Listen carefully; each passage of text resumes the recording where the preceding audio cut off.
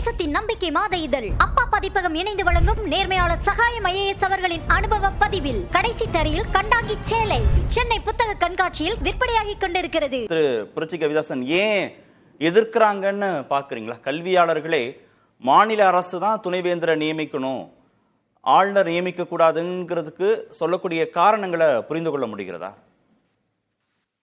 இந்த விஷயத்தை ரெண்டு கோணத்துல பார்க்கலாம். ஒண்ணு, மாநில அரசுக்கான பிரதிநிதித்துவம் இல்லாமல் போகிறது அப்படிங்கிறது ஒண்ணு.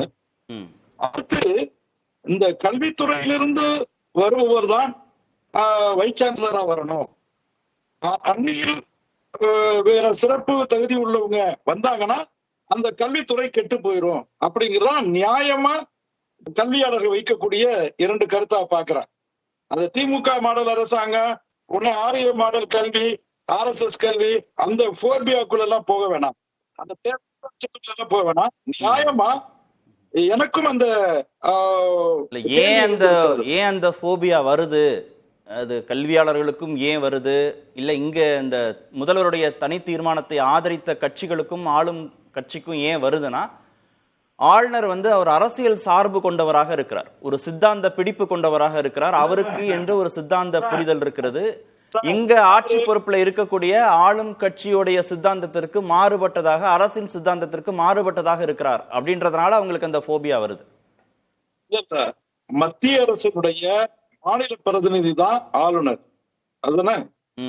அப்ப ஆளுநர் மத்திய அரசினுடைய கொள்கை கோட்பாட்டுகளுக்கு பிரதிநிதி, மத்திய அரசினுடைய கொள்கைக்கு கோட்பாட்டிற்கு முடிவுகளுக்கு பிரதிநிதியாக இருக்கிறார். அப்படி பொழுது அதுக்கு விரோதமா போனா ஆன்டி கவர்மெண்ட் ஆயிருவாருல்ல? இல்லையே, அரசியலமைப்பு சட்டம் அப்படி சொல்லலையே. நீங்க சொல்ற மாதிரி அரசியலமைப்பு சட்டம் சொல்லல, நீங்க சொல்ற மாதிரி உச்ச நீதிமன்றம் சொல்லல. மாநில அமைச்சரவை எந்த முடிவுகளை எடுத்து பரிந்துரை செய்தோ ஆளுநருக்கு, அந்த முடிவுகளை அப்படியே செயலாற்றக்கூடிய இடத்துல இருக்கிறார் ஆளுநர். அவருக்கு என்று தனிப்பட்ட கருத்து எதுவும் இல்லை அப்படின்றதான் அரசியலமைப்பு சட்டமும் உச்ச நீதிமன்றமும் சொல்லுது. உங்க கருத்து அரசியலமைப்பு சட்டத்திற்கும் முரணானதா இருக்கு, உச்ச நீதிமன்றத்திற்கும் முரணானதா இருக்கு. ஆளுநருடைய அதிகாரம் என்ன, ஆளுநருடைய வரையறை என்ன, இதை பற்றி ஆர்டிகல் 162 இருந்து 167 வரைக்கும் பேசப்படுது. நீங்க தயவு செய்து உள்ள போய் பாருங்க. அவர் நாட் ஒன்லி ஃபார் செரிமனியல் ஹெட், அதனால அவர் மாநில அரசு எழுதி கொடுக்கிற ஒரு பேச்சுக்கு சொல்றாங்க. இல்ல, ஒரு நீங்க சொன்னதை கிளாரிஃபை பண்ணுங்க. மத்திய அரசுடைய கொள்கைகளை நிறைவேற்றுபவராக, மத்திய அரசுடைய கொள்கையை மாநிலத்தில் அமல்படுத்துவதற்காக தான் ஆளுநர் நியமிக்கப்படுகிறாரா, இல்ல அரசியலமைப்பு சட்டமும் உச்ச நீதிமன்றமும் சொல்ற மாதிரி மாநில அமைச்சரவையின் கொள்கை முடிவுகளை அப்படியே செயலாற்றக்கூடிய தனக்கென்று சொந்த கருத்து ஏதும் இல்லாதவராக ஆளுநர் இருக்கணும் அப்படிங்கிறத ஏத்துக்கணுமா? இல்ல, நீங்க தவறா மீன் பண்றீங்க, தவறா அதை இன்டர்பிரட் பண்றீங்க, அர்த்தப்படுத்துறீங்க. நான் என்ன சொன்னேன் அப்படின்னா, மாநில அரசின் மத்திய அரசின் பிரதிநிதியாக ஆளுநர் இருக்கிறார். மத்தியில இருக்கக்கூடிய ஜனாதிபதியுடைய உரிமைகள், கடமைகள், எல்லைகள், வரையறை என்பது வேறு. மாநிலத்தில் இருக்கிற கவர்னருடைய உரிமைகள், கடமைகள், எல்லைகள், வரையறைகள் என்பது வேறு. அங்க இருக்கிற ஜனாதிபதி மாதிரி இங்க இருக்கிற கவர்னர் கிடையாது, அதை நீங்க புரிஞ்சுக்கணும். அப்ப இந்த கவர்னர் எதுக்காக அனுப்பி வைக்கப்படுறார்? அப்ப கவுன்சில் ஆஃப் மினிஸ்டர்ஸ் உடைய உரையை, கவுன்சில் ஆஃப் மினிஸ்டர்ஸ் உடைய அட்வைஸ மாத்திரமே அமல்படுத்தக்கூடிய அல்லது சைனிங் அத்தாரிட்டி அப்படின்னு சொன்னீங்கன்னா அவருக்கு என்ன இருக்கு? அப்படிதான் அரசியலமைப்பு சட்டம் சொல்லுது, அப்படித்தானே உச்ச நீதிமன்றம் சொல்லுது. உங்களுக்கு அது பிடிக்காம இருக்கலாம், ஆளுநருக்கு பிடிக்காம இருக்கலாம். அப்படி இல்ல சார். ஆனா அரசியலமைப்பு சட்டமும் அத நாட்டுல உத்தரவாதப்படுத்தக்கூடிய உச்ச நீதிமன்றமும் என்ன சொல்லுதுன்னு தானே பாக்கணும். புரட்சி கவிதாசனுக்கும் ஆளுநருக்கும் அதுல மாற்று கருத்து இருக்கலாம், அது பிரச்சனை இல்ல. சட்டம் இல்ல, தமிழ்நாட்டுல சட்ட ஒழுங்கு கெட்டு போச்சு, அதனால இங்க உடனடியா எமர்ஜென்சி கவர்மெண்ட் டிசால்வ் பண்ணுங்க அப்படின்னு ரிப்போர்ட் பண்றாரு. அது கவுன்சில் ஆஃப் மினிஸ்டர்ஸ் உடைய ரிக்வெஸ்டா? வாட் அபௌட் சொல்லுங்க சார். அதுலயும் தனிச்சு முடிவு எடுக்க முடியாது. அதுலயும் பொம்மை வழக்குக்கு அப்புறம் தனிச்சு ஆளுநர் முடிவெடுக்க முடியாது. இல்ல, ஆளுநர் அது மாதிரி ரிப்போர்ட்டை கொடுக்க முடியுமா, முடியாதா? இல்ல, அசாதாரணமான ஒரு சூழல் வேறு. அது மாதிரிதான் சார். நீங்க அசாதாரணமான ஒரு சூழல் வேறு, நடைமுறையா தினம் தினம் ஒரு டே டு டே ஆபரேஷன்ஸ்ல ஆளுநருடைய அதிகாரம் என்னன்றது வரையறுக்கப்பட்டதுங்கிறது நீங்க வேறு. இப்ப வந்து பல்கலைக்கழகங்களுடைய வேந்தராக அவர் இருக்கிறார். அதுல அவர்களுடைய உரிமை, கடமை, அவருடைய பொறுப்பு என்ன? அப்ப இது வந்து இதுக்கு பல்கலைக்கழக மானிய குழு என்பது மத்திய அரசு தன்னாட்சி அமைப்பு. அந்த அமைப்பு ஐவரை தான் தலைவராக அதுல வச்சிருக்கு, வேந்தராக வைத்திருக்கிறது. அப்ப நீங்க கவுன்சில் ஆஃப் மினிஸ்டருடைய வார்த்தையை தான் கேட்கணும் அப்படின்னா கவர்னர் தன்னிச்சையா ஒரு ஆளை போடலாமே. இல்ல இதான அரசும் கேக்குது. தமிழ்நாடு அரசு என்ன கேக்குதுன்னா, ஒரு பல்கலைக்கழகத்தின் வேந்தராக ஆளுநர் இருப்பார். ஆனா மாநில அரசுடைய நிதியில அந்த பல்கலைக்கழகம் கட்டப்பட்டிருக்கும். அங்க வேலை செய்யற எல்லாருக்கும் மாநில அரசு நிதியிலிருந்து சம்பளம் கொடுக்கப்படும். கொள்கையை செயலாற்றுவதற்கான எல்லா திட்டங்களையும் நடைமுறைகளையும் அரசு வகுக்கும். ஆனா வேந்தராக ஆளுநர் இருப்பார்.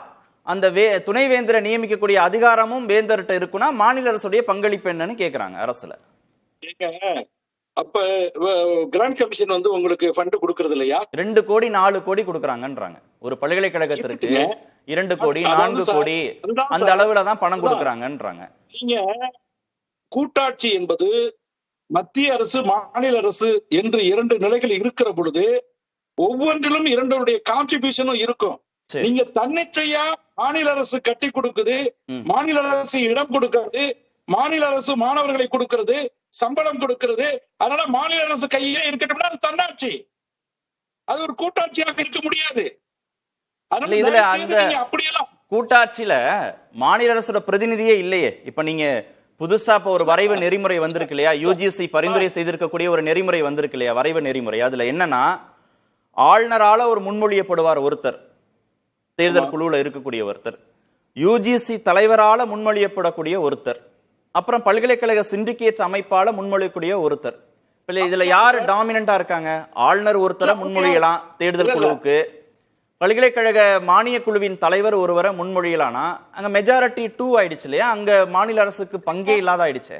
சார் ஏற்கனவே சிண்டிகேட்ல இருந்து ஒருத்தர் கொடுக்கறாங்கல்ல, எங்க இருந்து போறாங்க? இல்ல 2:1னா 2 தான மெஜாரிட்டி இருக்கட்டுங்க. 2:1ன்னு வருது. ஆமா, அப்ப மெஜாரிட்டி 2 தான். மெஜாரிட்டி 2னா அது ஆளுநருக்கு தான் அங்க அதிகாரம் இருக்கு.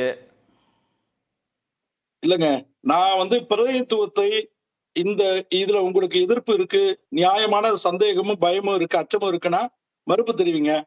அதை வந்து நியாயமா வந்துட்டு அந்த வரைவை எதிர்ப்பு தெரிவிங்க, மாற்று கருத்து விளக்கத்தை கொடுங்க. அதுக்கு அவகாசம் கொடுத்திருக்காங்க. அதுக்கு இடையில ஏன் இப்படி தீப்பற்றி வைக்கிறீர்கள்?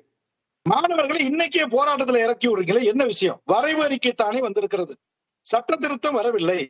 சட்ட திருத்தத்திற்கான வரைவு அறிக்கை கொடுக்கப்பட்டிருக்கிறது. இந்த ஒரு மாத அவகாசத்துல இது வரைவு நெறிமுறைகள் இப்ப வெளியிடப்பட்டிருக்கு. ஆனா இது புதுசு இல்ல. மேற்கு வங்கத்துல 6 பல்கலைக்கழக துணைவேந்தர்களை ஆளுநர் நியமிக்கிறார். சுப்ரீம் கோர்ட்டுக்கு போறாங்க, அரசு தரப்புல சுப்ரீம் கோர்ட்டுக்கு போறாங்க. சுப்ரீம் கோர்ட் கிராஷ் பண்ணது, அந்த நியமனத்தை கிராஷ் பண்ணது. ஆளுநருக்கு அப்படி தனிப்பட்ட அதிகாரம் இல்லைன்னு அரசு தரப்புல என்ன சொல்றாங்கன்னா, இந்த 6 துணைவேந்தர்களை நியமிச்சது மட்டுமல்ல, 22 தற்காலிக துணைவேந்தர்களையும் ஆளுநர் நியமிச்சு பேரலா ஒரு கவர்மெண்ட் ரன் பண்றாருன்னு சொல்லும்போது அனைத்து நியமனங்களையும் சுப்ரீம் கோர்ட் வந்து கிராஷ் பண்ணுது. அந்த அதிகாரமே ஆளுநருக்கு இல்லைன்னு சொல்லுது. மீண்டும் மாநில அரசு கொடுக்கக்கூடிய தேர்தல் பட்டியல் மூலமாக தேர்ந்தெடுக்கக்கூடிய நபர்கள் இருந்து யாராவது ஒருத்தரை தேர்ந்தெடுங்கன்னு ஆளுநருக்கு உத்தரவு போடுது. இது புதுசு இல்ல. வரைவு நெறிமுறைகள் இன்னைக்கு வந்திருக்கலாம், நேத்து வந்திருக்கலாம். ஆனா இந்த பிரச்சனை காலகாலமா இருக்கு. கேரளாவுல ஆளுநரை வந்து விலக்கி வச்சு, பல்கலைக்கழக வேந்தராக அவர் செயல்படக்கூடாதுன்னு விலக்கி வச்சு பேரவையில தீர்மானம் போட்டு 1 வருஷம் ஆச்சு. இல்ல, நீங்க இந்த மாதிரி முரண்பாடுகள் வருவது ஆரோக்கியமா எடுத்துக்கணும். சரி, அது அரசியலமைப்பு சட்ட கேள்விகள் வரும், அரசியலமைப்பு நெருக்கடி வரும்.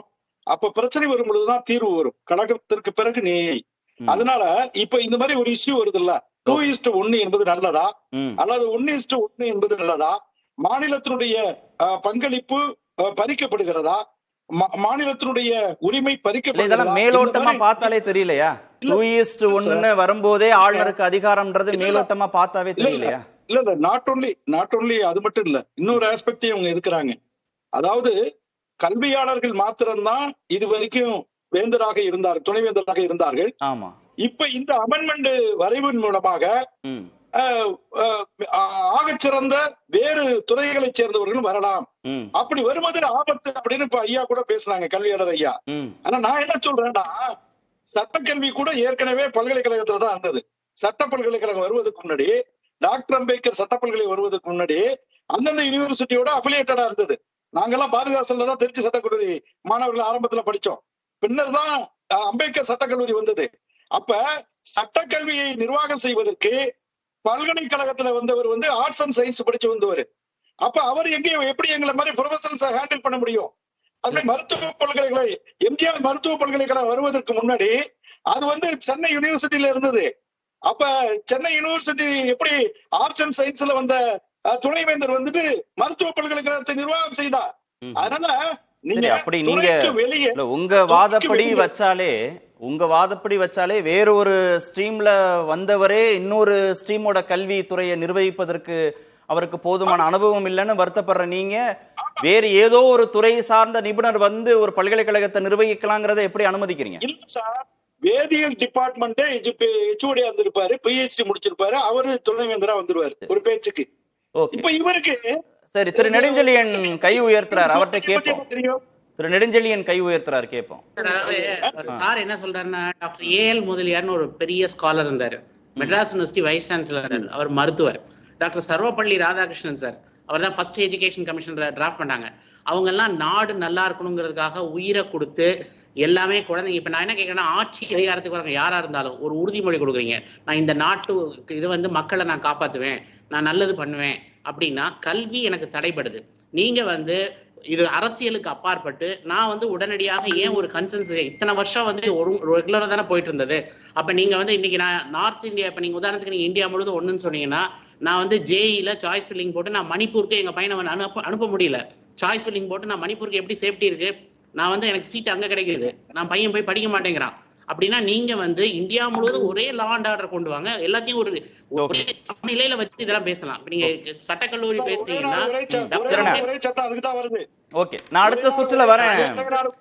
திரு புரட்சி கவிதாசன் அடுத்த சுற்றுலையும் வரேன், அடுத்த சுற்றுலையும் பேசுவோம். தேசத்தின் நம்பிக்கை மாத இதழ் அப்பா பதிப்பகம் இணைந்து வழங்கும் நேர்மையாளர் சகாயம் ஐஏஎஸ் அவர்களின் அனுபவ பதிவில் கடைசி தரையில் கண்டாங்கி சேலை சென்னை புத்தக கண்காட்சியில் விற்பனையாகிக் கொண்டிருக்கிறது.